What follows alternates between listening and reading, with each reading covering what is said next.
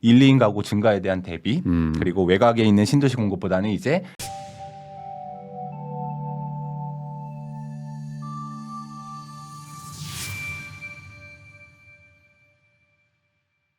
안녕하세요. 당신이 부자 되는 그날까지 응원하는 부익남입니다.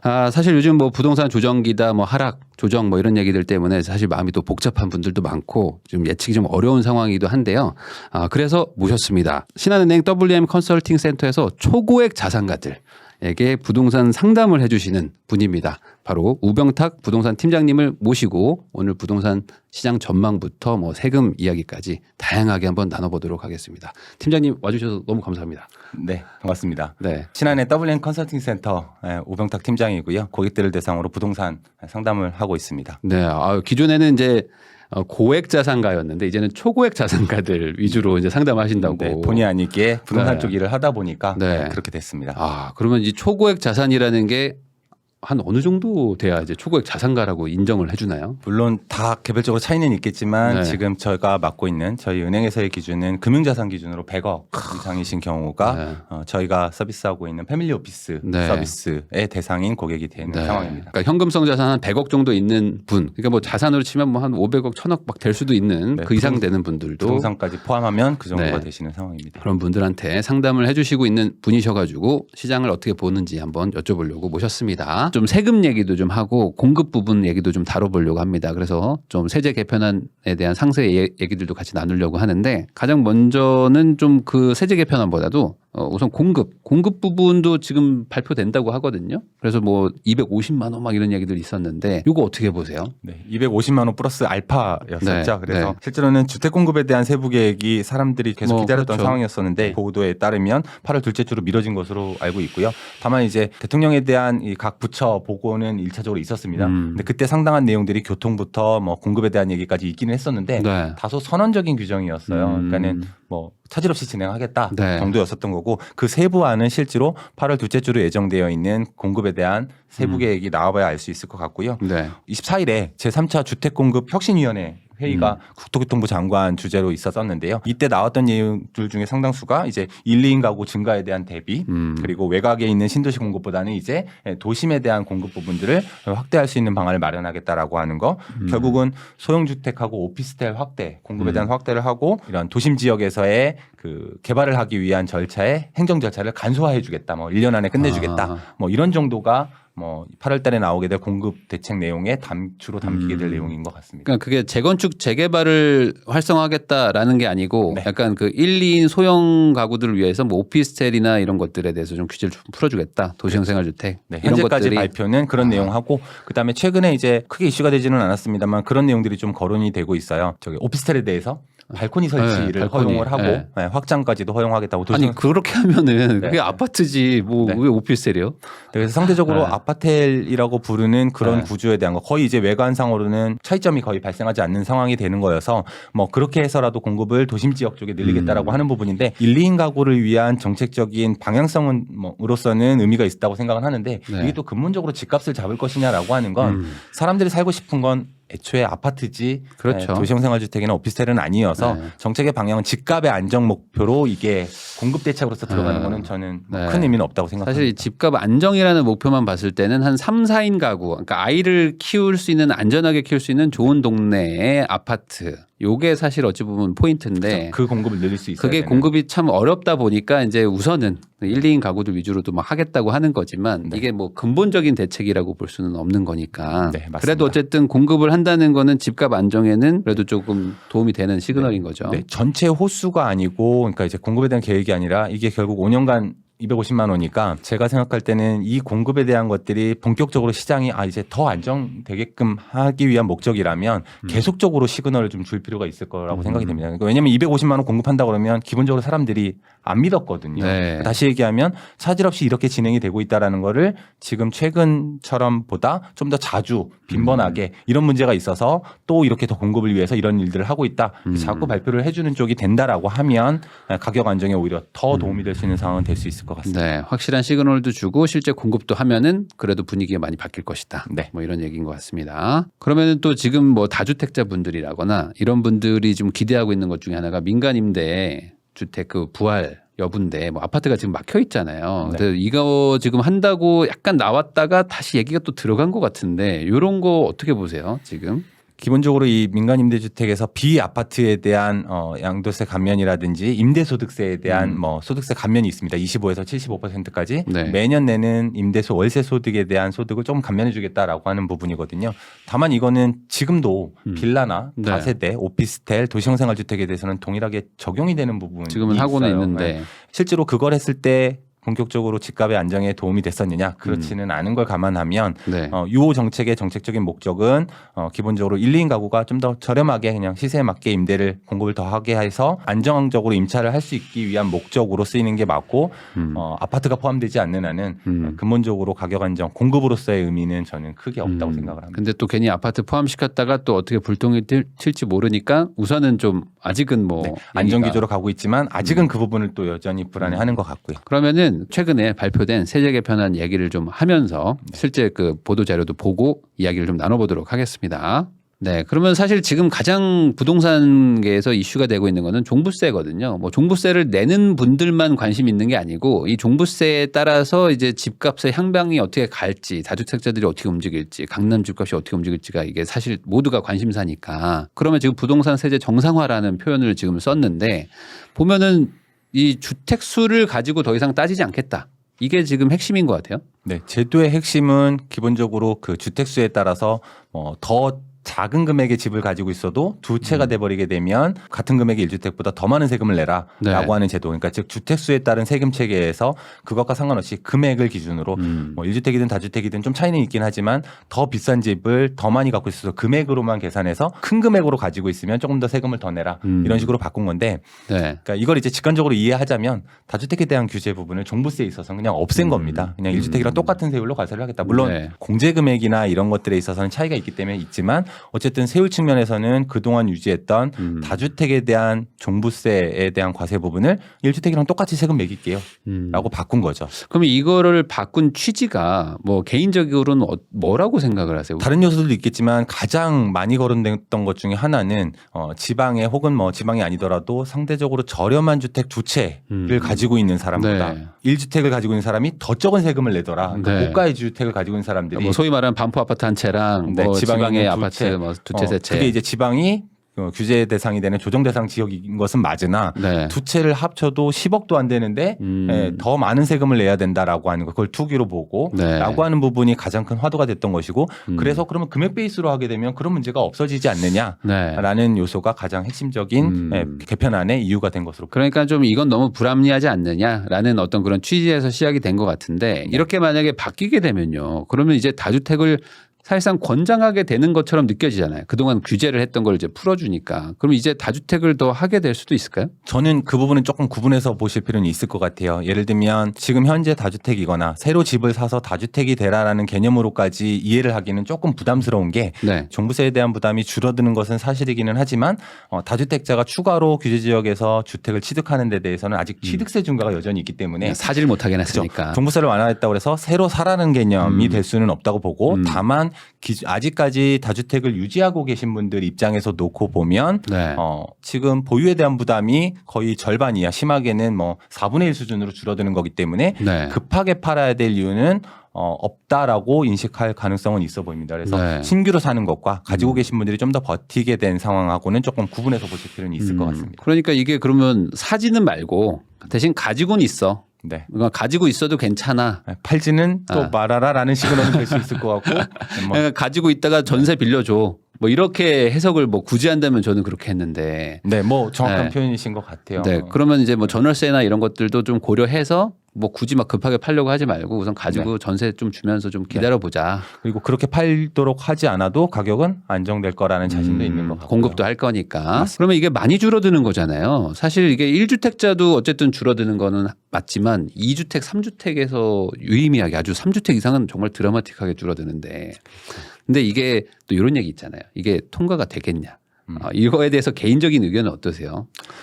지금 현재 놓고 보면 쉽지 않을 것 같습니다. 그러니까 우선은 인하폭이 특히 다주택자에 대한 인하폭이 취지는 굉장히 좋죠. 그러니까 금액 네. 베이스로 과세한다라고 하는 부분들이 굉장히 합리적으로 보이는 측면도 있거든요. 네. 다만 이제 특히나 집을 더 비싸게 더 많이 여러 채를 가지고 계시는 분일수록 더 큰 혜택을 보는 구조이기 때문에 네. 자칫 이거에 대한 논란이 지금처럼 계속 일어나게 되면 네. 국회에서의 논의 과정 중에서 통과가 아예 안 되거나 네. 혹은 통과가 되더라도 적어도 과표 구간을 조금 더 조정을 하거나 세율 부분을 뒷단에서 조금 더 높여서 그럼 세금을 조금 더 부담하게 하자. 네. 똑같이 금액 베이스로 가더라도 이런 식으로 나타날 가능성도 있어 보입니다. 이게 지금 그 공정시장 가액 비율이라고 해서 이제 사실상 뭐 할인율 이게 이제 60%로 어쨌든 40% 깎아주는 거는 이게 지금 적용이 되는 건가요? 네, 통과가 지금 됐죠. 국무회의 통과가 돼서 60%로 적용이 되는 상황이고요. 다만 올해 거에 대한 언급만 있었었고 네. 이걸 이제 내년에 또 어떻게 바뀔지는 모르겠습니다. 왜냐하면 내년에는 다시 80%로까지 재조정을 할 수도 있다라는 얘기도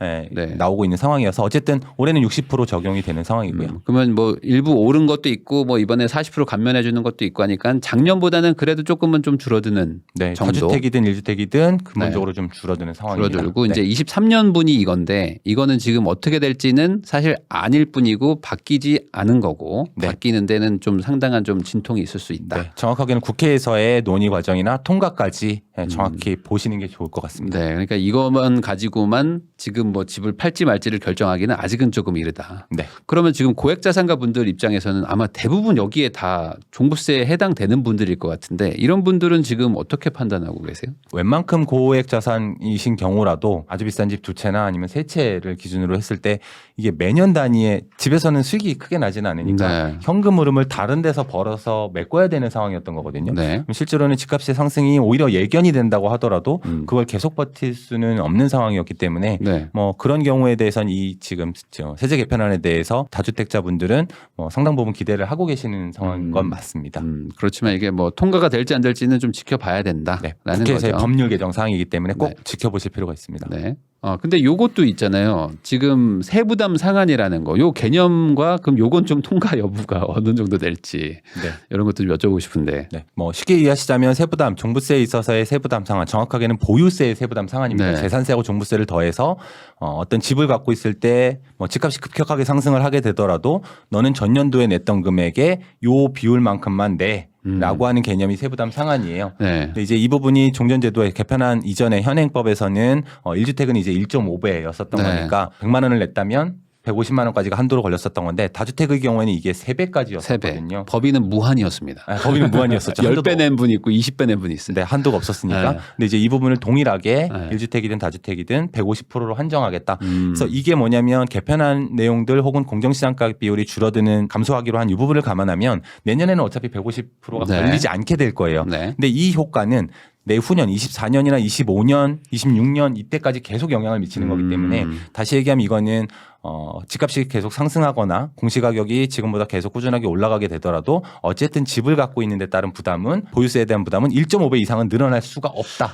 여기서 지금 제가 생각이 올해 어쨌든 60%로 해서 40% 깎아주잖아요. 네. 그럼 깎아준 가격 기준으로 여기서 1.5배로 계속 제한이 걸리는 거잖아요. 네, 맞습니다. 사실상 이게 주식 상한가 같은 거잖아요. 아무리 뭐 폭등하고 싶어도 뭐 네. 15% 30%딱 막히는 것처럼 네. 1.5배만 늘어나는 거니까 실질적으로 막 세금이 더 많이 늘더라도 되게 좀 감당 가능한 수준이 천천히 될- 올라가는 거라고 봐야 되겠네요. 네, 그렇게 이해하실 수 있습니다. 요것도 그러면 쉽게 바꿔주지 않을 수도 있을 것 같기도 한데. 네, 논의 대상이 역시 세율만큼 될 수 있는데 대신에 이제 그 세법 개정을 할 때에도 여러 네. 가지 안이 있으면 다 통과를 안 시킬 수도 있겠지만 상황에 따라서는 가령 예를 들면 1주택자에 대한 세금 부담은 지금 이미 어느 정도 합의가 되어 있는 상태이기 네. 때문에 이 세부담 상한에 대한 것들은 그래도 뭐 가능성이 좀 어느 정도 있다라고 저는 보고 있습니다. 요거는 세율보다는 그래도 조금 명분이 있기 때문에 네. 좀 반영될 수도 있겠다. 네. 물론 이건 지켜봐야 됩니다. 네. 법인 쪽은 아예 뭐 풀어줄 생각이 없는 것 같죠? 현재 개편안에서 전혀 거론이 없었었고요. 네. 그래서 현재는 뭐 법인 쪽, 특히 법인이 다른 법인이 아니라 이제 주택을 취득하는 거에 대해서는 네. 현재로서는 아직 사회적 합의가 거기까지 이르지는 못한 것 같습니다. 법인 쪽은 아마 풀어주지는 않을 것 같고. 네, 법인의 주택 소유에 대해서는 네. 아직 좀 엄격하게 보겠다라는 입장이신 것 같습니다. 그래서 법인으로 주택 투자하는 거는 오히려 좀 상황이 뭐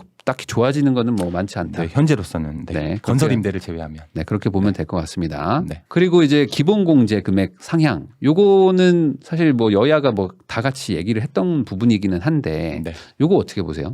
역시 통과될 가능성이 세후와는 다르게 굉장히 높아 보이고요. 그러니까 다른 문제 때문이 아니고 종부세는 그대로 있는 상태에서 집값이 그냥 쭉 올랐기 때문에 네. 다른 상황이 변동이 없고 이제 가처분 소득은 줄어들 수밖에 없는 상황인데, 그러니까 기준점이 옛날 거여서 더 많은 네. 세금을 내야 된다라고 네. 하면 안 맞는 부분 때문에 야당에서도 이 부분은 어느 정도 공감을 하고 있는 상황이고 네. 결국 무난하게 통과가 될 것으로 보여집니다. 근데 이 정도로 사실 그 다주택자나 공동명의도 9억씩 깎아준다고 하면은 사실상 그냥 한 채를 공동명의로 가지고 계시면 종부세 내기가 쉽지 않겠어요? 네, 역시 예리하게 네. 정확히 짚어주신 것 같은데요. 그러니까 1주택에 대해서 단독명의일 때 기존에 11억만 빼주던 거에서 12억을 빼주는 부분하고 네. 그거보다 더 큰 거는 1주택자는 보통 부부가 결혼하신 분이면 그렇죠. 하나씩 공동명의로 갖고 공동명의 있죠. 많이 하시니까. 그 경우에는 사실은 1주택 단독명의일 때 12억을 빼주는 수준이 아니라 두 분을 더하면 그러니까요. 18억까지 빼주는 네. 건데 결국 시세로는 20억 상단 막 까지 20, 한 4억, 5억 네, 막 이 정도. 그 정도까지 갈 때까지는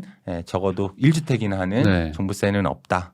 거기다 공정시장 가액 비율도 막 낮춰주고, 낮춰주면 네. 사실상 진짜 내기 쉽지 않겠어요. 네, 특히 1주택일 때는 특히 네. 부부 공동명의일 때는 네. 대상에서 상당히 빠지게 되고요. 네. 전체적인 종부세 세수가 이 내용대로라면 세율 통과가 아니더라도 네. 상당히 줄어들게 될 겁니다.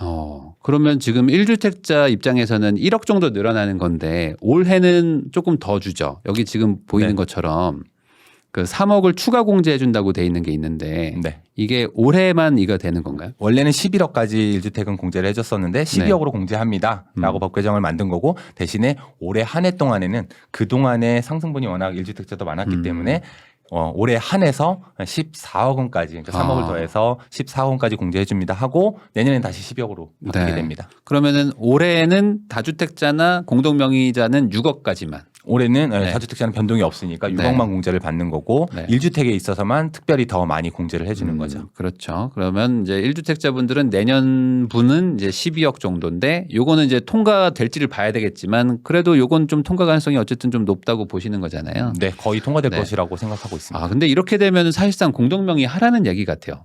제가 느끼기에는 6억 차이면 엄청 크잖아요. 이거. 그렇죠. 그러니까 네. 1주택일 때 기준으로는 공동명의 하라라는 얘기고, 실제로는 네. 이게 아니더라도 네. 원래 앞전에도 그 종부세가 규제가 강화되는 때에도 공동명의 하라는 얘기가 계속 있었죠. 실제로는 네. 무슨 소리냐면 공동명의일 때를 기준으로 하면 1주택 단독명의일 때처럼 실제로는 단독명의가 아닌데도 세액공제가 높으신 분들은 그쪽을 선택하실 수 있게 해줬어요. 재밌는 건 뭐냐면 1주택 단독명의일 때는 공동명의인 것처럼 선택할 수 있는 옵션을 안 줬거든요. 네. 그러니까 원래부터 종부세 이슈에서도 그렇고 추가적으로 집을 더 사실 분이 아니라면 공동명의가 계속 유리했던 상황이죠. 그러니까 공동명의인 사람한테만 1주택자처럼 할 수 있는 카드를 하나 줬는데 네. 반대로 단독명의일 때는 단독인 분은 공동명의로 바꿀 수 있는 그런 쿠폰을 안 주니까. 그렇죠. 12억까지 하는 거를 안 줬었죠. 그러니까 무조건 공동명의를 하는 게 유리한 상황이긴 했죠. 맞습니다. 거기다가 지금까지는. 양도세까지 그렇죠. 공동명의가 더 유리하다는 걸 생각해 보면 부부 사이에는 어떻게든 원만한 관계 유지하셔서 공동명의로 하시는 게 좋죠. 그러니까 사이좋게 혼인신고하고 이렇게 행복하게 사세요라는 게 이제 이 부동산 세금에 반영이 되는 것 같습니다. 맞습니다. 어쨌든 올해는 1주택자는 좀 확연하게 좀 감세를 해준다는 거. 그리고 이제 고령자, 장기 보유자, 뭐 납부 유예 이거는 뭐 이견이 별로 없지 않을까 저는 생각이 드는데 어떻게 보세요? 요거? 그간 종부세가 급격하게 상승하면서 또 한 가지 이슈가 됐던 것 중에 하나가 그냥 한 집에서 오랫동안 살고 있었던 분들. 네. 그러니까 그 집값이 비싸진 건 사실이긴 하지만 뭐 투기라든지 막 집을 사고 판다든지 이런 일들을 하시 않으셨었고 또 고정적인 현금 흐름이 은퇴 이후에 없으셨던 분들은 그렇다고 그러면 뭐 더 싼 집으로 무조건 이사를 가라, 다른 지역으로 가라는 건 부담스럽다, 맞지 않는다라는 논란이 있었기 때문에 네. 다만 이제 조건이 좀 까다롭기는 합니다만 생각보다 좀 까다롭더라고요. 네, 급여 7천만 원 이하일 때 네. 그리고 종부세 금액은 뭐 100만 원 당연히 다 넘으실 것 같고 네. 뭐 5년 이상 보유한 사람 혹은 60세 이상일 때 이제 그 나중에 낼 수 있도록 밀어준 거죠. 그러니까 네. 돌아가시거나 아니면 이걸 처분할 때까지 유예를 해주는 이런 제도고요. 그래서 꼭 필요했던 상황이 아닌가 싶기는 하고, 다만 이게 이제 납세담보도 제공을 해야 돼서 네. 뭐 절차적으로는 조금 번거로운 부분은 아직도 남아 있기는 합니다. 이게 납세담보라는 게 어떤 개념인가요? 근저당을 잡아요? 은행에서 근저당 잡듯이 대출해주고 근저당 잡듯이 국가에서도 근저당 설정을 하는 거죠. 그래요? 네. 그러니까 나중으로 이제 밀어주는 거긴 한데 네. 그러면 이자도 붙겠네요? 기본적으로 이자도 붙습니다. 이자도 네, 붙고. 그러니까 뭐 굳이 뭐 낼 수 있으면 내고 너무 힘들면 나중으로 밀어줄게. 뭐 네, 이런 방법을 마련해놨다 정도로 의미를 플랜 이해하시면 B가 될 것 있다. 같습니다. 예. 그렇게 보면 될 것 같습니다. 나중에 상속 증여 양도할 때 한 번에 내라. 네. 이거네요. 그리고 일시적 2주택에 대한 특례 신설 이거는 뭔가요?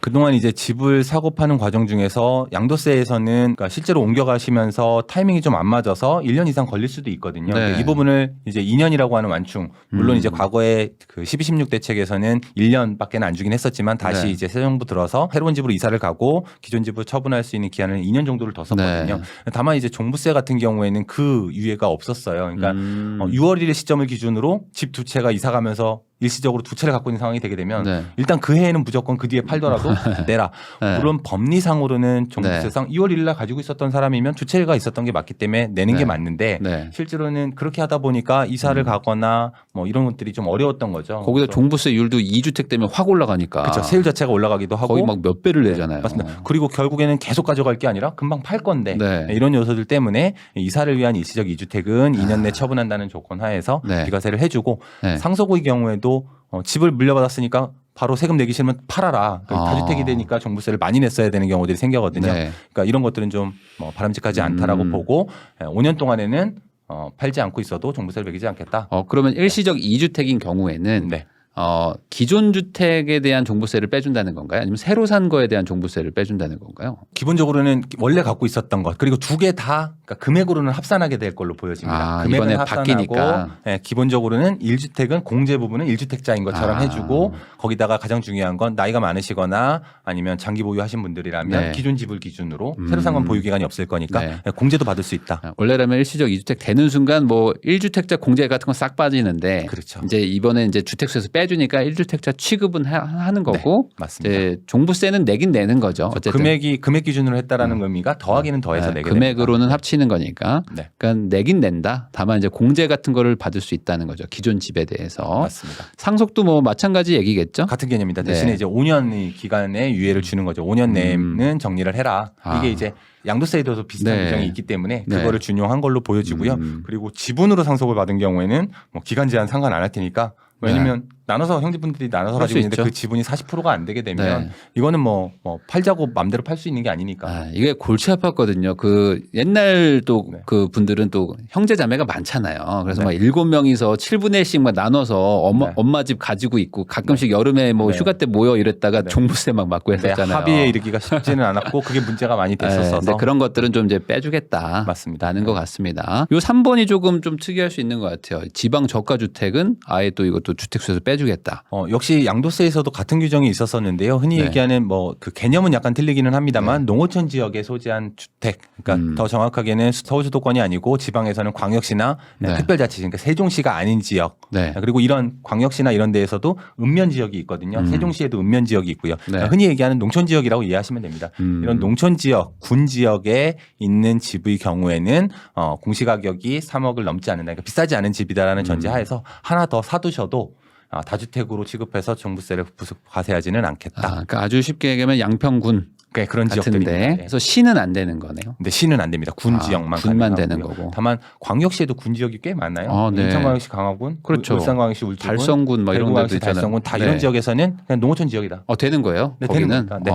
네. 그런 데들의 아파트든 뭐든 하여간 공시가격이 3억이 안 되면 네. 이거는 종부세를 계산할 때는 집 개수에서 빼준다. 그렇죠. 맞습니다. 역시 세공제도 그대로 받을 수 있고 네. 공제도 일주택처럼 받을 수 있습니다. 그럼 여기서 궁금한 게 네. 예를 들어 양평군이니까 양평군에도 아파트가 있을 거 아닙니까? 네. 그래서 거기 가서 공시가 한 2억 5천짜리 한 10개 사야지 뭐 이런 사람도 있을 것 같은데 그러면 다 빼주냐 이거죠. 네. 양도세에서의 사례를 보면 아마 네. 비슷하게 법안이 위반될 걸로 보여지고 결국은 한 채만 더 있는 거를 봐주는 것이지 네. 그 여러 채를 지방에 갖고 계시는 경우에는 네. 그냥 다주택으로 또 양도세에서도 봅니다. 그래서 그래요? 그와 같은 결이 될 것으로 아마 보입니다. 비슷하게 가겠죠? 네. 그러니까 아마 최대로 봐도 2주택자 중에서 한 채 하나가 정도. 지방인 경우. 그러니까 말 그대로 그냥 뭐 별장으로 쓴다거나 뭐 그렇죠. 본인 뭐 부모님이 사시거나 이런 그렇죠. 집 정도 빼주는 거지 뭐 다주택자들한테 빼주진 않는다. 네. 그렇게 보면 될 것 같네요. 얼마 전에 인터뷰를 하신 게 있는데 지금 집값이 하락이나 보합으로 가는 변곡점이기는 하지만 금리 때문에 이게 변동되는 건 아니다. 이런 얘기를 하셨다고요.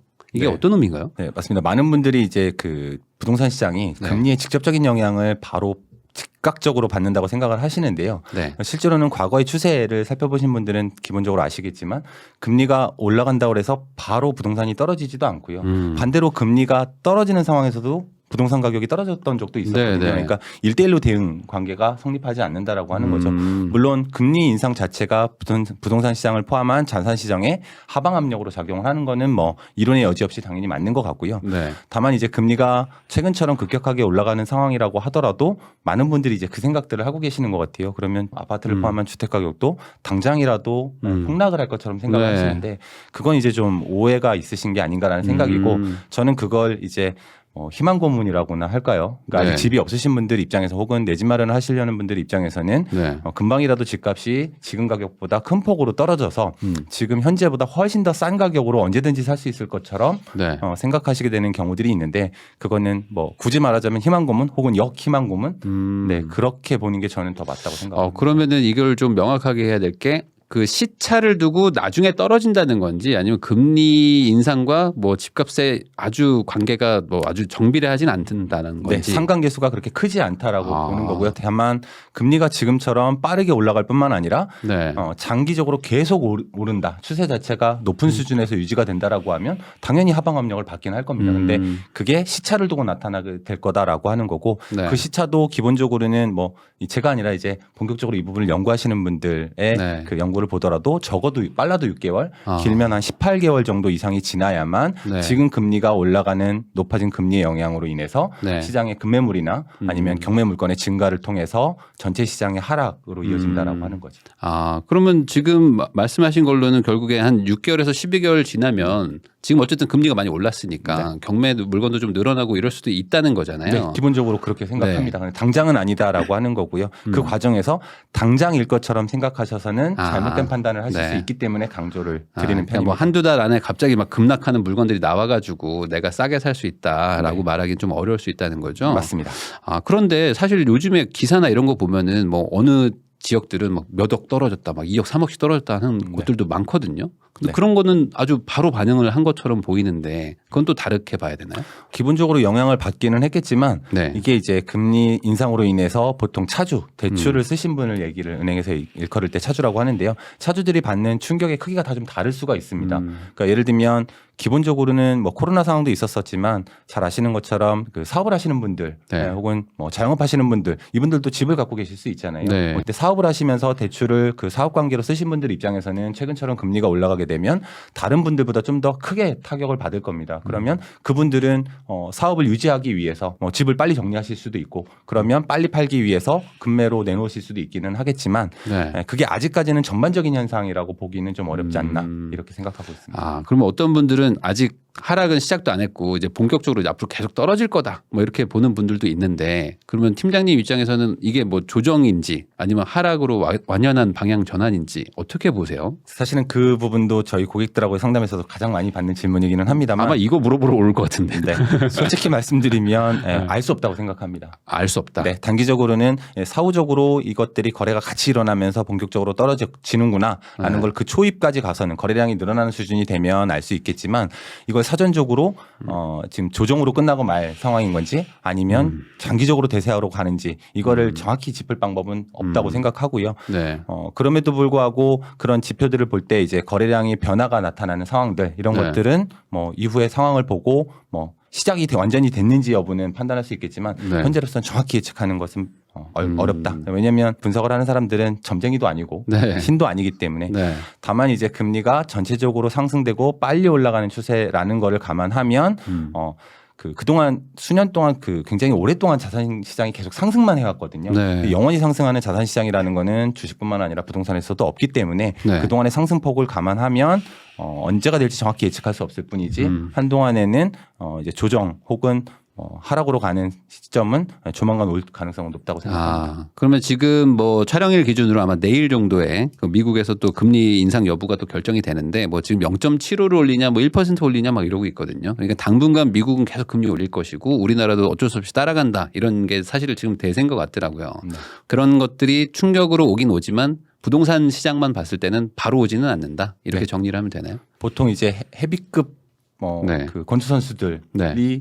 누군가에게 이제 주먹으로 맞을 때하고 네. 초등학생들이 맞을 때하고 네. 충격이 다 틀릴 거거든요. 그렇죠. 뭐 대한민국의 주택시장 쪽이 뭐 헤비급 선수다 네. 이런 개념은 아니고요. 네. 그러니까 실제로 똑같은 집을 가지고 있는 똑같은 지역에 있는 아파트를 가지고 있는 사람이라고 하더라도 네. 그 차주별로 대출을 쓰신 분들별로 금리가 인상되기는 하겠지만 그 여파를 얼마만큼 버틸 수 있느냐라고 하는 거는 차이가 있을 수밖에 없다라고 하는 거고요. 가령 예를 들면 15억 초과하는 그 주택에 대해서는 대출이 안 된 지가 네. 생각보다 꽤 됐거든요. 네. 그럼 예를 들어서 15억 초과 하는 아파트를 대출이 제한된 상태에서 사셨던 분들이 그래도 꽤 있을 거예요. 뭐 좋은 지역일수록 그렇겠죠. 네. 비싼 지역일수록. 그러면 이분들 입장에서 놓고 보면 대출을 쓴 적이 없습니다. 금리가 올라가는 게 네. 이분들한테 상관이 없을 거고요. 또 한 가지 비근한 예로 뭐 자산가 뭐 이 네. 정도까지는 아니라고 혹은 뭐 10억 초과 이런 것까지는 아니라고 하더라도 대출을 받으시는 저희와 같은 평범한 사람들 입장에서 놓고 보더라도 아파트를 기준으로 했을 때 DTI에 대한 제한. 다시 얘기하면 그 집값이 아무리 비싸다고 하더라도 당신이 이 빚을 갚을 수 있어요? 네. 라고 하는 범위로 제한이 된 지가 네. 꽤 오래됐죠. 그렇죠. 되게 오래됐죠. 자산 가격이 지금. 본격적으로 상승하는 시점부터 계속 있었습니다. 네. 예전에 DTI였다 요즘에 DSR로 더 강화되긴 했지만 생긴 지는 꽤 오래됐죠. 그러니까 일정 수준 이상으로 대출을 해주지도 않았다라고 하는 거죠. 다시 얘기하면 금리 인상으로 인해서 하방 압력을 받게 된다고 하더라도 실제로는 그 충격이 늦게 온다라고 말씀을 드리는 게 꽤 오래 버틸 수 있는 조건들을 그 앞전에 금융시장 쪽에서 이미 만들어 놓은 부분이 있기 때문에 네. 생각보다 오래 버티실 거고 또 네. 그런 상황이 될 거다라고 판단하고 있습니다. 그러니까 은행 쪽에 계시니까 어쨌든 지금 그 차주들의 지금 상황이라는 걸 좀 아실 거 아니에요. 그러면 기존에 받은 분들도 어쨌든 기존에 대출 규제가 없었던 게 아니니까 그렇죠. 그래도 어느 정도 좀 버틸 수 있는 여력이 있는 상태로 지금 좀 구성이 돼 있다. 그렇죠. 그러면은 뭐 아주 심플하게 지금 미국에서 0.7로 또 올린다고 하니까 그럼 우리나라도 어쨌든 또 같이 따라갈 거잖아요. 네. 그러면 현재에서 뭐 약간 한 0.5 정도 높은 뭐 기준금리 뭐 2%대 이 정도라면은 그래도 차주들이 좀 버틸 수 있는 여력이 있다라고 보시는 건가요? 네, 그렇게 보고 있습니다. 지금 금리가 이제 지면을 통해서도 가끔 나오지만 굉장히 많이 올랐다라고 말씀을 하시는데 실제로 금리가 인상되고 있는 것은 사실이고요. 다만 이제 신한은행을 기준으로 보면 지금 그 기존에 담보대출을 받으셨던 분들의 평균적인 주택담보대출의 금리 수준이 네. 4% 정도에 직전까지는 한 3.6 정도 됐었었고요. 네. 그러니까 올라서 4% 정도 되는 수준이고 상단의 경우에도 지금 5.6% 정도밖에는 아직은 안 되는 상황입니다. 5.6이에요. 이게 평균이 그런 것이기 때문에 실제로는 아까 말씀드렸던 것처럼 대출을 쓰셨다 하더라도 신용도가 좋고 그래서 좀 적게 쓰셨거나 하신 분들은 훨씬 더 낮은 수준이거든요. 네. 아직은 물론 이 금리는 점점 변동금리를 쓰신 분들이 많다는 걸 감안하면 네. 올라가겠죠.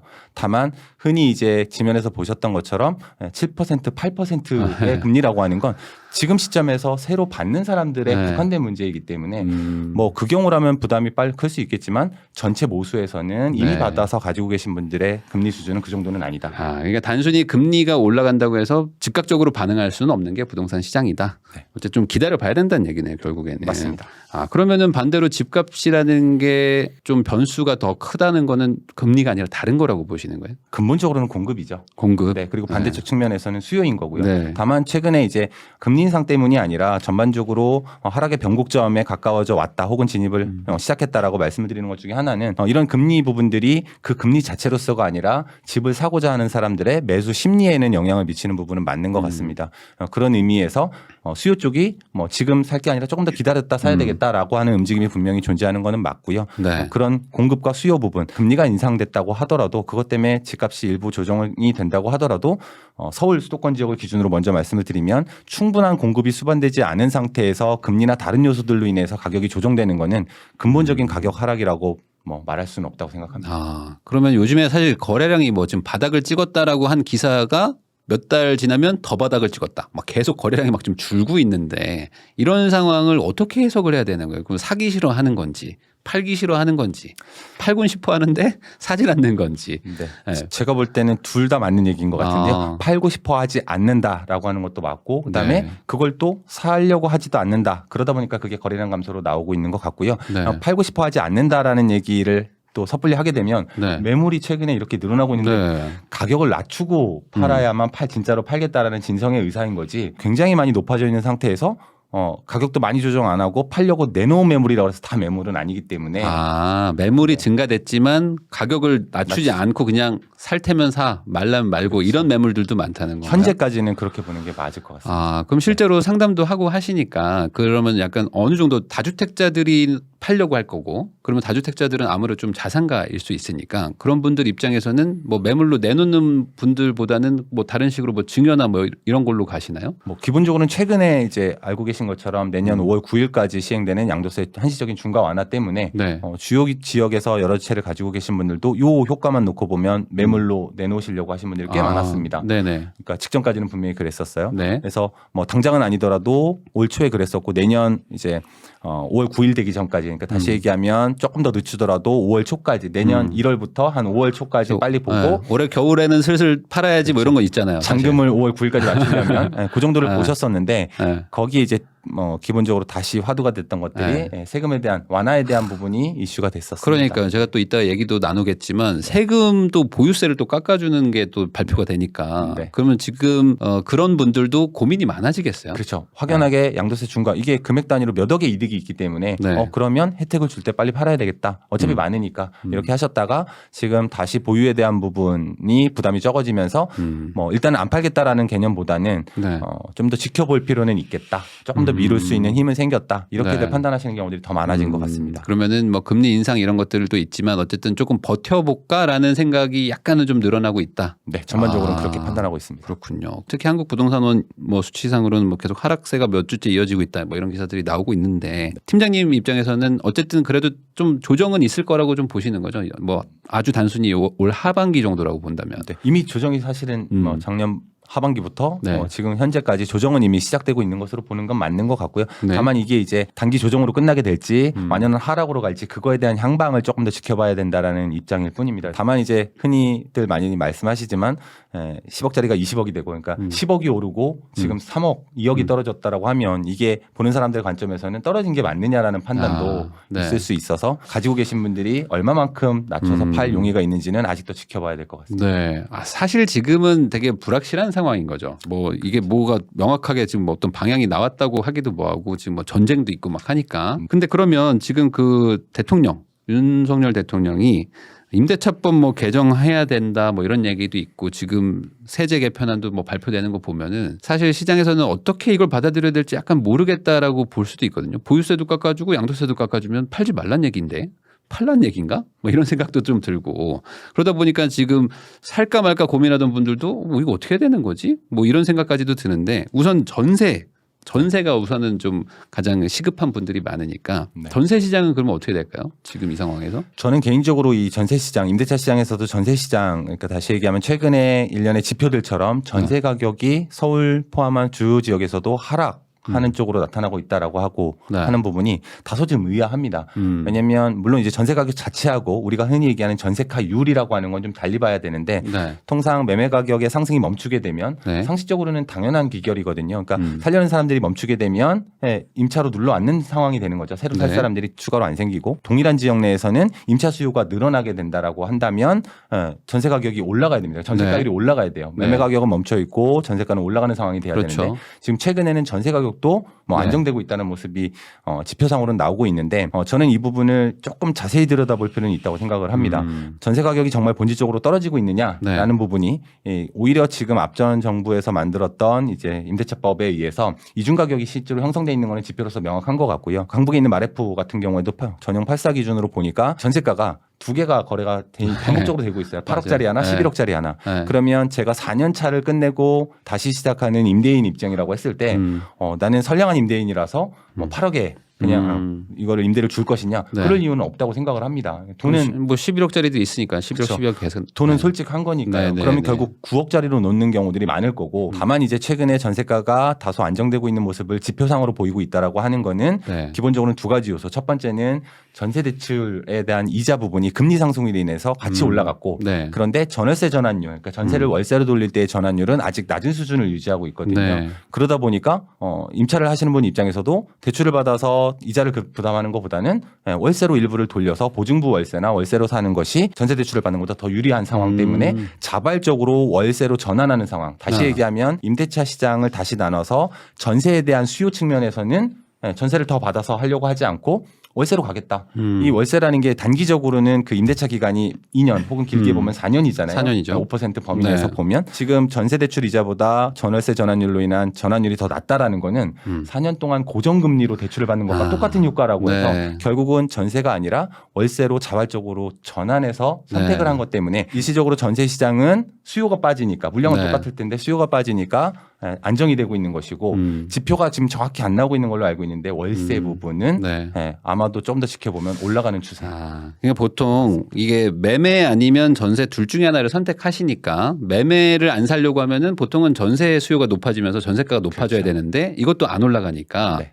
이게 뭐냐 매매도 떨어진다고 하고 전세도 떨어진다고 하니까 시장 안정됐네라고 생각하는데 그게 착시일 수 있다. 네, 단기적인 현상. 뒤에 있던 월세가 오르고 있는 거죠. 그렇죠. 그럴 가능성이 커 보입니다. 근데 이게 그럴 수 있는 게 말씀하신 것처럼 지금 막 금리가 막 올라간다고 하니까 전세 얻기도 사실 부담스럽거든요. 이거 변동금리로 뭐 같이 따라갈 것 같은데 근데 월세를 가면은 어쨌든 4년간 고정이니까. 4년간 뭐 최대 올라봐야 뭐 월세 5% 올라가는 거니까 거의 고정금리나 마찬가지니까 맞습니다. 오히려 이게 유리하다라고 해서 이걸 선택하신다. 제 주변의 지인들도 아무래도 네. 많이 물어보거든요. 네. 이런 케이스들을 꽤 많이 최근에 봤습니다. 월세로. 일부러 월세 가는 네. 선택. 그러니까 여기에 또 한 가지가 있는 건 뭐냐면 같은 지역에서 못 옮기는 케이스에서는 월세로 갈 수밖에 없는 거죠. 그러니까 아니면 또 하나는 지역을 옮기면 돼요. 네, 지역을 옮기면 그렇죠. 가능은 하겠지만, 근데 옮기기가 쉽지 않은 게 우리가 살아봐서 다 직장도 그럼요. 그렇고. 네. 사실 그 아이가 태어나서 이제 어느 정도 사회생활, 자기도 학교 생활하기 시작하면은 거의 못 옮긴다고 봐야 네. 되겠죠. 내가 직장은 멀리 다닐 네. 수 있어도 아이한테 네. 옮겨가자고 하기가 쉽지 않은 것 같습니다. 평수를 줄이거나 뭐 옆에 아파트로 갈 수는 있어도 지역 옮기는 거는 현실적으로 어렵기 때문에 맞습니다. 그런 분들이 지금 대출을 더 받아서 변동금리로 전세 사느니 차라리 고정금리로 월세로 간다. 약간 그러니까 말 그대로 반전세죠.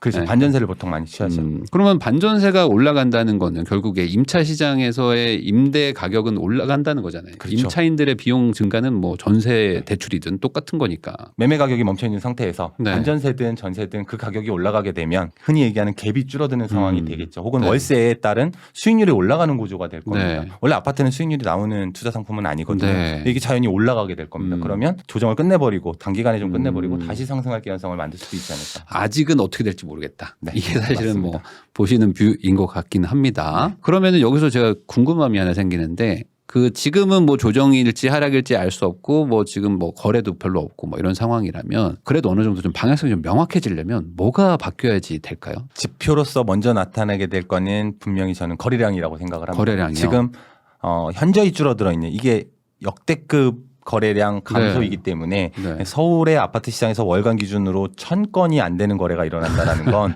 거의 없는 상황인 거죠. 네. 네, 물론 2월 달에 한번 그랬었고요. 네. 조사 기간에 따라서 조금씩 차이는 있습니다만 1000건 내외로 지금 왔다 갔다 하고 있거든요. 그러니까 10년 평균 기준으로는 이게 한 5000건에서 6000건 정도가 되는 게 맞고 실제로는 최근 1년의 거래에서는 보통 화랑기 때 기준으로는 네. 한 달에 10,000건 이상 그 이상으로 거래가 됐어야 정상인데 이게 굉장히 줄어들어 있는 상태입니다. 물론 뭐 주식 시장에서는 그런 경우가 좀 있는 것 같습니다. 뭐 네. 바닥 밑에 뭐 있다고 네. 1000건 밑으로 떨어졌다가 뭐 500건도 될 수 있는 거 아니냐.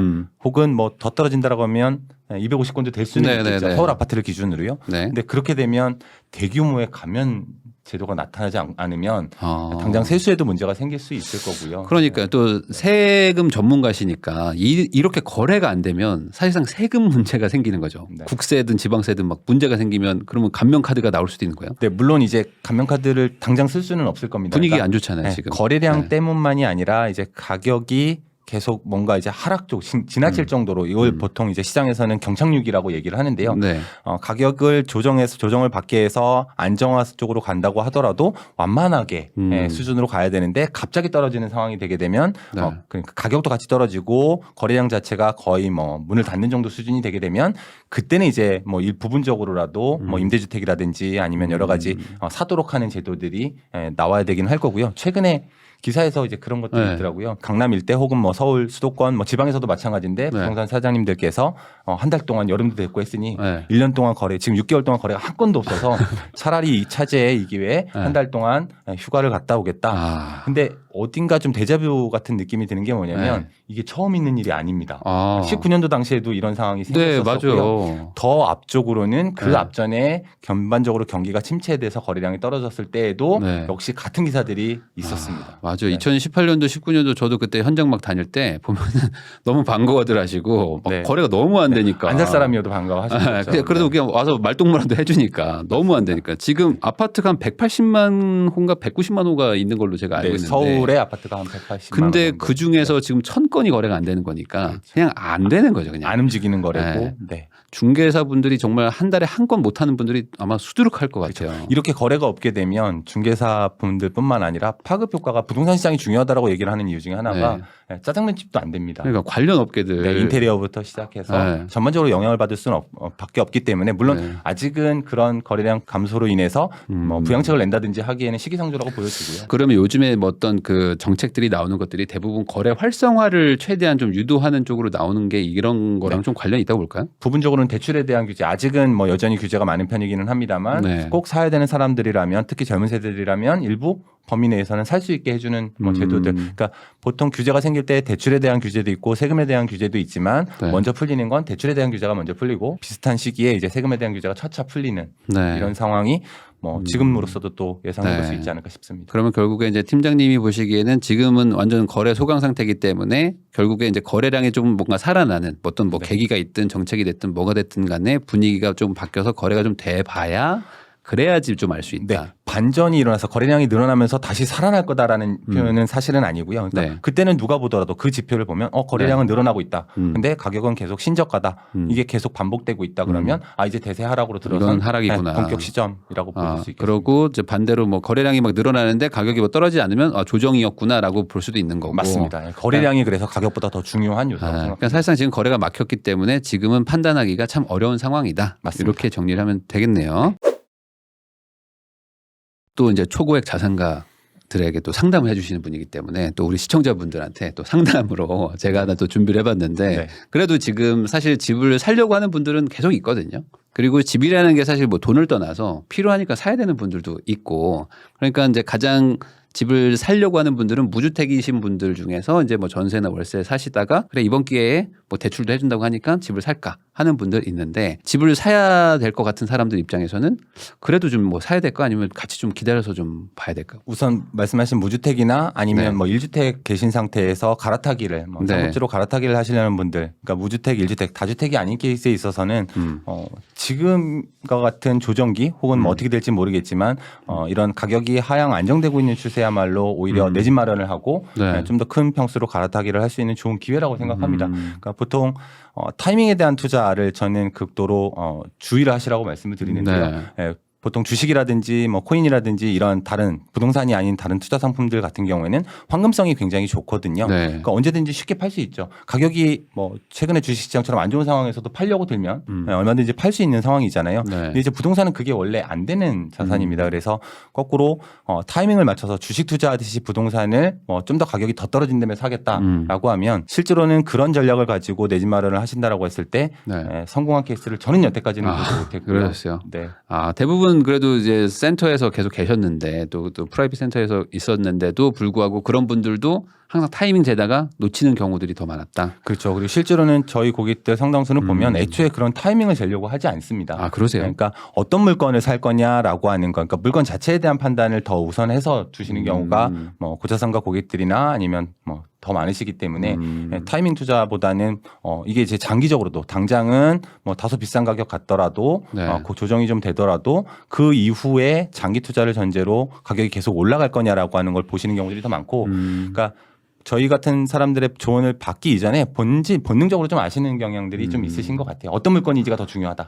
그냥 결국에 타이밍이나 이런 거보다도 이제 그 물건의 가치가 앞으로 좋아질 거냐를 더 본다는 거네요. 맞습니다. 그러니까 주식시장 쪽이 아니라 부동산 시장이기 때문에 네. 그렇게 판단하시는 상황이라고 봅니다. 그러면 여기서 궁금한 점이 그런 분들은 대략적으로 그래도 한 몇 년 정도를 앞을 보고 그래 한 이 정도는 보유한다라는 생각으로 좀 이렇게 보시는지 뭐 단타로 막 1, 2년 생각은 안 하실 것 같은데. 기본 10년 정도를 전후해서야 장기라고 보시는 것 같아요. 그러니까 우리가 일반적으로 생각할 때 장기보다 훨씬 더 텀이 좀 기신 편이죠. 그러면 지금 당장 뭐 내년에 떨어질까 오를까 보다도 이걸 사놓으면 앞으로 10년 뒤에 뭐 여기가 더 좋아질까 뭐 이런 것들을 가지고 좀 판단한다. 네, 이렇게 보는 건가요? 맞습니다. 그런 의미에서는 그러면 1주택자나 무주택자분들은 오히려 지금이 조정기니까 이럴 때 매물을 좀 골라서 살 수 있으니까 이럴 때가 오히려 더 낫다. 네, 맞습니다. 단기적으로 며칠 정도를 뭐 일정 기간 동안을 좀 기다려 보시는 거는 뭐 그 자체로는 금리가 인상되는 그리고 금리 인상 속도가 빠른 지금 시점에서는 고려해 보실 수 있지만 자칫 거기서의 패착은 뭐냐면 떨어질 때 혹시 더 떨어지면 어떡하나라는 네. 고민 때문에 그 중요한 시기를 놓치실 수 있기 때문에 이제 다만 고려하셔야 될 거는 제가 늘 말씀드리는 거지만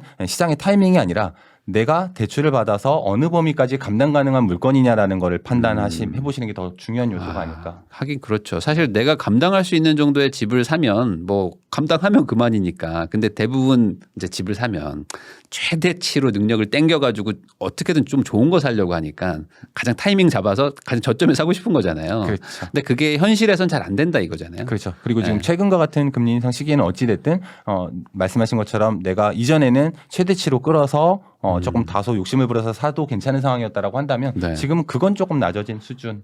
내 소득 범위 내에서 어차피 그 이상을 받으시려고 해도 은행 대출을 안 해드립니다. 하긴 그러니까 뭐 그 범위 내에서. 네. 은행에서 해주는 만큼만 받으면 네. 되는 거고 그러면 내가 생각보다 살 수 있는 게 많이 없구나 막 이렇게 되거든요. 말하자면 은행에서 리스크 관리를 해드리는 거거든요. 그렇죠. 말씀드리자면. 연끌을 못하게 막아주는 거잖아요. 네. 어찌 보면은. 네, 맞습니다. 그럼 요즘에 뭐 그 집을 사려고 하는 분들 중에는 조금 기다렸다가 청약도 좀 공급 많아진다고 하니까 청약 노리려고 하는 분들도 있는데 뭐 그런 분들이 있다면은 좀 어떻게 좀 설명을 해주세요. 뭐 어느 정도 청약 점수가 좀 되는 분들 있잖아요. 네. 한 4, 50점 되고 막 이런 분들은 애매하거든요. 네. 네. 좀 기다리는 게 나을까요? 이런 분들은? 그러니까 무주택인 상태에서 청약 점수가 있으신 분들 같은 경우에는 청약은 앞으로도 유효한 정책이라고 봅니다. 네, 분양가 상한제가 없어지는 그날까지. 네. 그러니까 기본적으로 시세보다 더 저렴하게 훨씬 더 저렴하게 살 수 있는 기회가 있는 상황이기 때문에 청약 점수가 뭐 정확한 점수를 짓기는 어렵지만 뭐 45점이 저는 기점인 것 같아요. 그러니까 예전 같으면 직전과 같은 화랑기를 기준으로 보면 45점이면 뭐 안 되죠. 됐다. 그냥 뭐 굳이 뭐 이렇게 될 거라고 생각하지 말고 그냥 사라라고 하는 게 맞았었는데 지금은 오히려 좋은 기회가 됐다고 생각을 하고요. 최근에 이제 이 경쟁률 자체가 꽤 많이 떨어지고 있습니다. 그러면 지금과 같은 시점에서는 뭐 아예 가점이신 분들은 훨씬 더 좋은 기회를 찾으시는 게 맞고 한 40에서 50 정도 되는 경우라도 일단 그래도 몇 대 몇 정도의 경쟁률은 뚫어야 되겠지만 기본적으로는 이전 같으면 아예 넣어보는 게 의미가 없었던 상황에서 지금과 같은 하향 국면에서는 분명히 기회가 될 수 있고요. 뭐 최근에 또 기사에서 보니까 세종시 엄청나게 가격이 뭐 떨어지고 있다 뭐 이렇게 얘기들이 있었잖아요. 근데 이제 이 지역에서도 가장 최근 거는 청약 경쟁률이 113대 1. 전용 59제곱미터 기준으로는 113대 1이 나왔었고 생애 최초 특공의 경우에도 95대 1까지 나왔더라고요. 세종에서도요. 이 얘기는 결국 청약은 앞으로도 유효할 수 있다. 오히려 기존에는 되지도 않는 점수라고 판단했다 하더라도 지금은 그 정도 40에서 50 정도 수준에서도 충분히 좋은 기회를 잡으실 수 있는 상황이라고 생각됩니다. 청약도 미래에 대한 베팅이기 때문에 사실 지금 이렇게 심리가 좀 걱정되고 불안할 때는 넣지 말까 하는 분들도 있잖아요. 점수가 되더라도 불안하니까 그런 것들을 또 역이용해가지고 반대로 생각해 보면 내가 과거엔 절대 안 되는 점수지만 또 넣어보면 또 되는 경우도 있을 수 있으니까 관심을 좀 가져보라. 그게 다른 의미에서 지금 현재 청약이 경매랑 같은 상황이라고 저는 봅니다. 시세보다 싸게 살 수 있는 일정 부분 이상으로 싸게 살 수 있는 거니까 그 뒤에 가격이 조정이 된다고 하더라도 뭐 그 여력만큼 싸게 산 것만큼 좀 더 여유 있게 기다릴 수 있는 저 싸게 샀다면 조정이 되더라도 제값 주고 산 거나 마찬가지가 되는 거니까 맞습니다. 굳이 안 할 이유가 없을 수도 있다. 맞습니다. 물론 분양가가 유의미하게 싼 곳을 말하는 겁니다. 그러면 지금 대구 같은 데는 뭐 어떻게 보세요? 뭐 아무래도 좀 자산가 분들도 대구 투자 뭐 이런 거 하실 분들도 있을 것 같고 대구에 있는 분들도 있을 것 같기도 한데 대구 요즘 뭐 마피 나온다 막 이런 얘기들도 있는데 실제로 대구 같은 경우에가 뭐 가장 대표적인 상황일 것 같은데요. 그러니까 주로 이제 그 말씀드리는 거의 거의 대부분이 서울 수도권 주요 지역을 중심으로 말씀을 드리다 보니까 전반적으로 아직 확실한 하락은 아니다라고 반복해서 말씀드리고 있는데 대구의 경우에는 이미 완전하게 하락세로 들어섰다고 보는 게 맞을 것 같고요. 공급에 대한 요소가 같이 수반되면서 하락을 하는 것이기 때문에 여기는 본격적인 하락이 맞다라고 생각이 듭니다. 결국에 공급이 되면 뭐 다른 요소를 다 무시하더라도 어쨌든 간에 가격 하락 요인 중에 가장 크기 때문에 그렇죠. 대구 같은 경우에는 서울에 네. 지금 2022년도 입주량을 기준으로 한 물량이 이것저것 다 끌어모아서 한 9,600호 정도 됐던 걸로 알고 있어요. 올해 네. 한 해 동안. 네. 근데 이제 대구 같은 경우가 같은 시기에 11,700가구 정도가 늘었습니다. 서울의 인구는 대략 한 950만 명 네. 정도 되고요.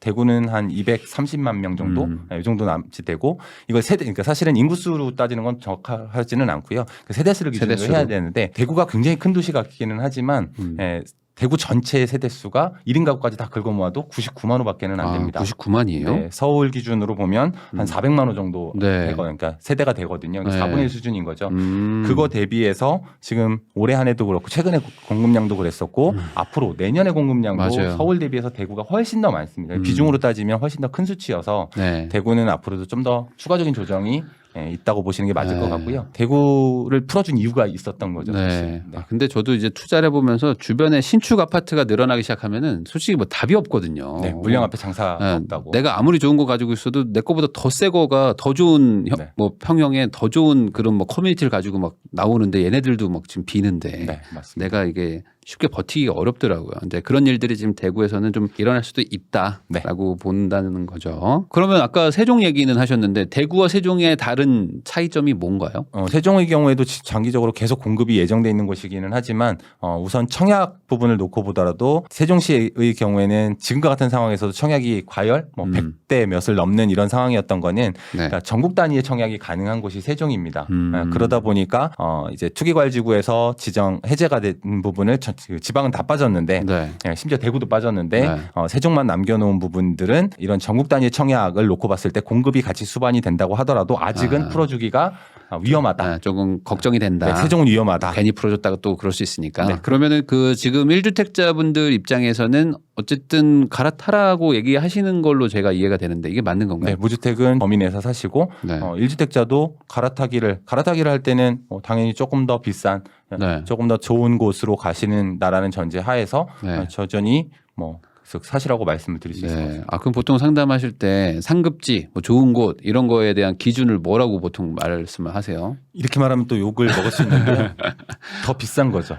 비싸면 결국에 상급지다. 그러니까 비싸다라는 표현을 드릴 때 이제 오해하시면 안 되는 것 중에 하나가 그러니까 총액이 비싼 큰 거하고 비싸고 비싼 거를 혼동하시는 경우가 있어요. 네. 평당 가격이 비싼 게 비싼 겁니다. 그렇죠. 지방이라고 하더라도 주변의 다른 곳들보다 평당 가격이 비싼 지역은 비싼 겁니다. 네네. 그러면 상급지라고 하는 건 지금 내가 옮겨가고자 하는 위치에서 지금보다 조금 더 평당 가격이 비싼 것. 네. 그러니까 가끔 큰 거를 비싸다고 생각하시는 경우가 있는데 맞아요. 그 마트 가면은 100g당 얼마 이렇게 하거든요. 그게 바로 그게 중요해요. 그게 가격입니다. 사실은 이게 뭐 되게 싸 보이지만 100g당으로 따져보면은 더 비싸고 막 이런 것들이 있기 때문에 맞습니다. 그러니까 결국에 살기 좋은 집이라는 거는 다들 알기 때문에 그리고 그게 다 가격에 반영되는 거 아니겠어요? 네. 그래서 저는 부동산 시장에서는 엄밀한 의미에서는 흔히 아는 저평가라는 거는 거의 존재하지 않는다라고 부분적으로밖에는 존재하지 않는다라고 생각합니다. 네, 아주 특정한 시기에 타이밍에 뭐 잠깐 있을 수는 있지만 그렇죠. 전체적으로는 다 가격에 평가가 다 돼 있는 맞습니다. 거다. 또 상담을 또 자산가 상담하신다고 하니까 또 요즘에 대형 평수에 대해서 그 수요가 되게 늘어나고 있고 이게 앞으로 유망하다고 말하는 분들도 있거든요. 그러면 이 대형 평수 뭐 이런 것들에 대해서는 어떻게 생각하세요? 저는 개인적으로는 조금 반대입니다. 그러니까 최근처럼 가격이 상승할 때에는 단위 면적당 가격 상승폭이 똑같다라고 한다면 당연히 투자 금액이 클 거니까 그게 더 큰 이득을 볼 수 있는 기회이기 때문에 여태까지는 괜찮았다고 할 수 있겠지만 기본적으로는 저는 앞으로도 심지어 서울 그리고 강남 서초조차 작으면 작을수록 좋다고 생각합니다. 이미 답도 나와 있죠. 근데 실제로 지금 작은 평수가 더 평당가 비싸요. 훨씬 비쌉니다. 그게 당연한 수순이고요. 그러면 지금 우리나라 사람들은 작은 거를 더 좋아한다. 이렇게 봐야 된다는 건가요? 물론 이제 그 코로나 상황을 거치면서 네. 집에서 머무는 시간이 길어지면서 뭐 20평대보다는 30평대가 30평대보다는 40평대가 더 넓은 공간을 집에서 많이 하게 되고 집에서 지내는 시간에 따른 가치를 더 많이 두고 있다라고 하는 건 추세로서는 맞는데 그래도 근본적으로는 똑같은 입지에서는 작은 평수가 앞으로도 추가적으로 더 상승할 가능성이 더 높다라고 보고 있고요. 그다음에 지역에 따라서도 좀 차이를 두실 필요는 있을 것 같아요. 가끔 이제 그런 질문을 받거든요. 50평대가 너무 큰 거 아니에요? 어디가 50평이냐가 중요한 요소인 것 같습니다. 네. 상대적으로 좀 더 비싼 지역에서 50평대라고 하면 혹은 40평대라고 하면 이 정도는 이 지역 내에서 뭐 적정한 평형입니다라고 할 수 있겠지만 그게 아닌 지역에서는 30평만 돼도 큰 편 지역일 수도 있는 거죠. 아, 그래요? 네. 근데 저는 이제 그런 얘기를 들었거든요. 반포 막 이런 데 가면 막 70평대, 막 80평대들이 막 팔리잖아요. 네, 그렇죠. 그러니까 그게 이제 부자들도 이제 돈이 많아져서 큰 평수를 원한다. 뭐 이런 얘기들도 막 들었는데 굳이 그렇게까지 갈 필요는 없다. 이건 좀 특수하다라고 보시는 거예요? 네, 그 말도 맞기는 하지만 내가 팔아야 되는 사람, 대상으로 해야 되는 사람이 100명이냐 10명이냐라는 걸 생각해 보면 뭐 지금 황금성 측면에서 놓고 보면 사실 3인 가족이 뭐 70평에 살기는 현실적으로 너무 좀 넓고 막 이런 것들이 있으니까. 네, 근본적으로 그렇습니다. 그러니까 기본적인 그 세대 구성 자체가 대형 평수를 조금 그 선호하기는 어렵다. 네, 앞으로도 세대당 인원수는 평균적으로 떨어지는 부분이 있을 거니까. 지금 1인 가구, 2인 가구가 거의 70% 넘어가는 것 같더라고요. 네. 서울만 해도. 맞습니다. 그러니까 사실 한 2인 가구 기준으로 30평대만 해도 꽤 큰 편이니까. 네.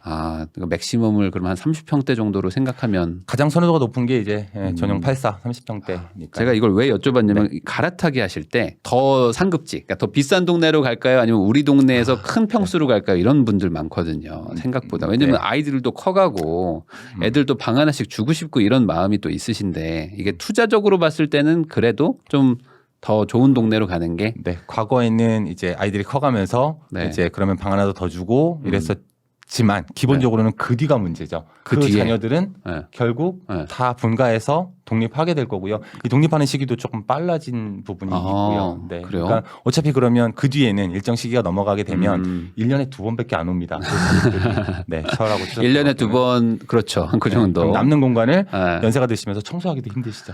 근데 이게 맞는 것 같은 게 한 40평대 후반에 사시는 노부부들도 보면은 방 하나 그냥 안 쓰세요. 네. 이 복도 여기부터는 안 쓰고 닫아두고 청소 안 하시고 막 그러는 분들도 많더라고요. 네, 그래서 그런 요소들을 좀 충분히 면적에 있어서는 감안하실 필요가 있을 것 같습니다. 그러니까 한 최대로 한 30평대까지로 해서 더 옮겨가시는 쪽으로 가는 게 그래도 조금 전략적으로는 좀 좋다. 네. 또 하나 더 궁금한 게 생겼습니다. 전원주택 어떻게 보세요? 보통 이게 상담할 때 전원주택 가고 싶어하는 나이대 분들도 많으실 것 같은데. 제일 많죠. 제가 네. 주로 상담하는 케이스에서 직접 지으시는 분들도 많고요, 실제로. 네. 근데 다만 거의 대부분은 말립니다. 말려요. 네, 그러니까 말리는 이유 중에 하나는 뭐냐면 그 의견을 여쭤봤을 때 투자에 대한 관점. 그러니까 다시 얘기하면 이게 뭐 나도 시세 가치가 그렇게 투자 가치가 크지는 않다라고 생각을 하는데 그래도 시간이 지나면 오래 지나면 오르지 않겠어? 라는 그 비중을 꽤 크게 가져가시는 분한테는 그러면 차라리 큰 거를 임차로 써보시라고 주로 말씀을 드립니다. 그러니까 오르지 않겠냐라는 생각을 굳이 전원주택에서 할 필요는 없다. 없다라는 거죠. 네. 물론 오를 수도 있지만 오를 수도 땅값이 있지만. 오를 수도 있지만 그럴 거면 아파트나 뭐 이런 게 훨씬 낫다. 상당 기간을 전원주택으로 쓸 거라고 하더라도 월세나 전세로 사서 그 비용을 매입할 때의 비용하고 비교해 보면 훨씬 더 저렴하게 먹히는 경우가 많습니다. 맞아요. 사실 뭐 그런 게 되게 좋으시면 뭐 농장 주말 농장 같은 걸 하시거나 뭐 이렇게 뭐 펜션 같은 데 가서 여행 가시는 정도로 그 비용으로 비싸게 쓰셔도 그게 더 싸다. 그러면은 그 실거주자 중에 1주택자 아니면 무주택으로 이제 한 주택을 사겠다라고 하는 분들 중에 당장 들어가지는 않고 장기적으로 한 4에서 6년 뒤에 우리 아이 뭐 초등학교 중학교 가면 그때 들어가야지 하면서 전세 끼고 사는 분들도 있거든요.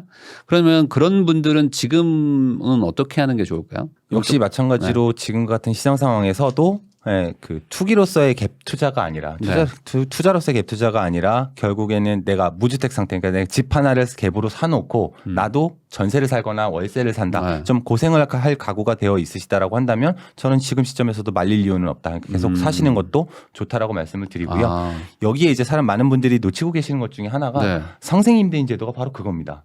다시 얘기하면 지금 17년도 8월 2일 이후에 조정대상 지역, 그러니까 규제 지역이라고 하는 지역, 서울과 같은 지역에서 1주택에 대한 양도세 비과세를 받으려면 2년 이상 거주를 해야 되거든요. 보유하고 거주하고. 거주도 해야 됩니다. 2년 이상. 네. 근데 이제 이 상생임대 제도 같은 경우에는 내가 좀 더 비싼 지역으로 들어가고 싶은데 그 전세를 다 감당할 만큼 대출을 보태서 해도 그게 안 되는 상황일 때에는 조금 더 상대적으로 저렴한 지역에서 전세나 월세를 사시면서 비싼 집을 사놓고 하실 수가 있다라는 거죠. 그리고 나서 임대료를 좀 적게 올려도 그 기간을 돌려서 다시 얘기하면 상생임대인 제도가 지금 기한이 얼마 안 남았어요. 아직 한 6개월 정도 타면 남았다고 봐야 되니까 마지막 기회. 그러니까 거주를 하지 않고도 무주택자가 비과세 받을 수 있는. 비과세 받으면서 갭 투자를 할 수 있는 마지막 기회라고 저는 생각하고요. 오히려 상생임대 제도의 다른 두 가지 축이었던 다주택자가 정리를 하는 부분은 이론적으로 가능하지가 않습니다. 왜냐하면 자기가 살던 집까지 팔 다주택자들은 없기 때문에 실제로는 내가 전세 살거나 월세 살면서 갭 투자를 하실 내 집 마련을 하실 분들을 위한 제도라고 보는 게 맞습니다. 이게 사실 1주택자 분들이 세금이 아예 없는 줄 아시는데 아니죠. 이제 바뀌어가지고 실거주 무조건 해야 되는데 대출도 안 나오고 하니까 실거주도 현실적으로 어려워서 최근에 한 채 사셔가지고 돈을 벌긴 벌었는데 세금 떼고 나니까 생각보다 너무 많이 낸다는 분들도 있었거든요. 이제 그런 분들을 뭐 막아준다기보다는 뭐 전세 공급책으로 상생 임대인 제도가 나왔는데 그게 지금 얼마 안 남았다는 거잖아요. 이걸 두 바퀴 돌려서 하려는데 맞습니다. 그게 한 6개월 정도. 맞습니다. 그러면 이거는 전략적으로라도 지금 뭐 분위기가 뭐 어떻게 될지 몰라도 상생 임대인으로 비과세 받고 싶은 분들은 지금 6개월 안에는 뭐 살 생각을 하셔야 된다. 그 기한 내에 하시는 게 훨씬 더 유리한 상황이라고 저는 보고 있습니다. 그렇죠. 세금으로 뭐 몇십 프로 내는 거나 뭐 가격 조정되는 거나 어차피 똑같은 걸 수도 맞습니다. 있는데 비과세의 힘이라는 건 그렇게 큰 거니까요. 사실 비과세는 받을 수 있으면 받는 게 좋잖아요. 맞습니다. 무조건입니다. 네, 그런 의미로 전세 끼고 사는 것도 상생 임대인을 노리면 해볼 만한 제도다라고 봅니다. 그럼 이렇게 뭐 세금 얘기도 하고 뭐 지금 1주택자, 무주택자, 뭐 다주택자들의 어떤 뭐 대응 전략 같은 것들도 좀 얘기를 해봤는데 팀장님께서 이렇게 상담도 많이 하시면서 그동안 얘기했던 것들을 결국 이렇게 책으로 또 쓰셨어요. 부동산 투자 그렇게 하는 거 아니야. 제목이 아주 그냥 제목 때문에 논란이 많이 됐었는데 강렬합니다. 네. 너 그렇게 하지 마 이건데 이게 무슨 내용이 들어가 있는 거라고 봐야 될까요? 사실은 별로 인기가 없는 이유 중에 하나가 어딘가를 찍어주거나 이런 책의 개념이 아니고 전반적인 기조는 공부해라라는 뜻인데요. 그 공부하라는 거의 의미가 종류는 굉장히 여러 가지를 담으려고 노력을 했습니다. 그러니까 꼭 아파트뿐만 아니라 뭐 예를 들면 수익형 부동산이라든지 빌딩 지을 수 있는 뭐 이런 것도 막 나오더라고요. 빌딩 쪽 그러니까 다시 얘기하면 건축법이라든지 이런 것들도 그렇고 그게 뭐 빌딩이라고 해서 엄청 큰 규모에 대한 것들이 아니고 흔히 얘기하는 뭐 협소주택일 수도 있고 이런 것들을 투자를 할 때 많은 분들이 이제 그 투자에 대한 염두를 두시면서 타이밍이라든지 어쨌든 호재라든지 이런 것들을 주로 보시는 경우들이 많은 것 같아요. 근데 이제 정말 제대로 부동산에 대한 투자를 하시려고 하시는 분들 입장에서라면 물론 쉬운 일은 아니겠습니다만 법에 대한 공부를 하는 게 폭넓게 하시는 게 오히려 실패를 줄이고 리스크를 줄이면서 안정적으로 투자를 좋게 하실 수 있는 방법이 아닌가 싶어서 뭐 법이라고 그러면 또 막연하실 수 있는데 그러니까 한번 읽어보시라는 겁니다. 그러니까 주택법이든 건축법이든 그런 요소들이 시장에 실제로 어떻게 영향을 미치는지 결국은 세법이라고 하는 것도 넓은 의미에서는 부동산 공법인 거거든요.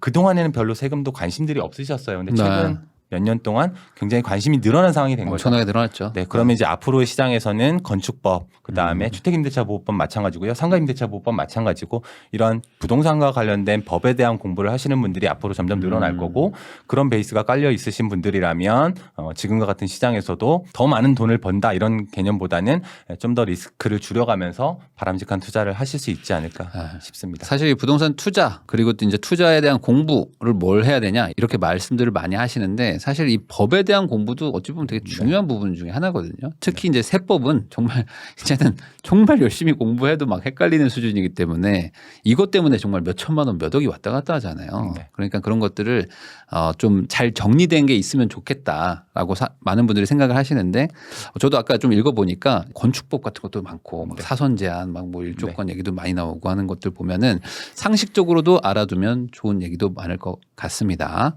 부동산 공부하시는 분들은 한번 보시면 좋을 것 같아요. 그러면 이제 우병탁 팀장님께 이제 마지막으로 한번 좀 여쭤보고 싶은 거는 그동안 상담도 많이 하셨으니까 실제 이 부동산 투자를 하려는 분들 그리고 이제 가지고 있는 분들 다 지금 불안하긴 마찬가지거든요. 근데 이렇게 좀 불안하고 좀 불확실하고 좀 혼란스러울 때 어떤 생각을 가지고 있으면 좋을지 어떤 그런 좀 조언을 해주시면 좋을 것 같습니다. 네, 제가 책에서도 인용한 글이기는 한데요. 제가 한 얘기는 아니고 성현께서 논어에 보면 자한편에 지자불혹, 인자불우, 용자불구라는 말을 써놓으셨더라고요. 그러니까 지혜로운 사람은 유혹에 흔들리지 않는다. 그리고 어진 사람은 미리 근심하지 않는다라는 뜻이고요. 용감한 사람은 두려워하지 않는다라는 뜻입니다. 지금 전반적으로 시장이 말씀하신 것처럼 혼조세로 부동산 시장도 흐르고 있는 상황이기 때문에 이런 때일수록 해당 문구를 좀 되새기면서 판단을 해보시면 그러니까 흔히 얘기하는 시류에 휩쓸려서 투자를 하시는 것도 당연히 조심하셔야 되는 거고 반대로 시장이 당장 어떻게 될까봐 크게 뭐 제대로 대한 판단을 하지 못하는 것도 바람직하지 않은 것 같아서 그 문구를 좀 말씀을 드리고요. 불교 경전 수타니타파라고 하는데도 같은 말이 나옵니다. 아 그래요? 네, 그러니까 역시 성현들은 다 똑같은 얘기를 하나 봐. 물론 이제 사실은 제가 인용 감히 해도 될지는 모르겠지만 이게 불교 경전에서는 이제 돌을 닦는 데 대한 얘기이기는 하지만 큰 소리에 놀라지 않는 사자처럼 그물에 걸리지 않는 바람처럼 무쏘의 뿔처럼 혼자서 가라. 아, 부스의 뿔. 네, 이게 아마 동명의 소설로도 유명한 적이 있어서 이렇게 나오는데 결국에는 지금과 같은 혼조세에서는 시류에 휩쓸려서 투자를 하거나 하지 않거나 이런 판단을 하실 것이 아니라 스스로의 판단을 신뢰하시고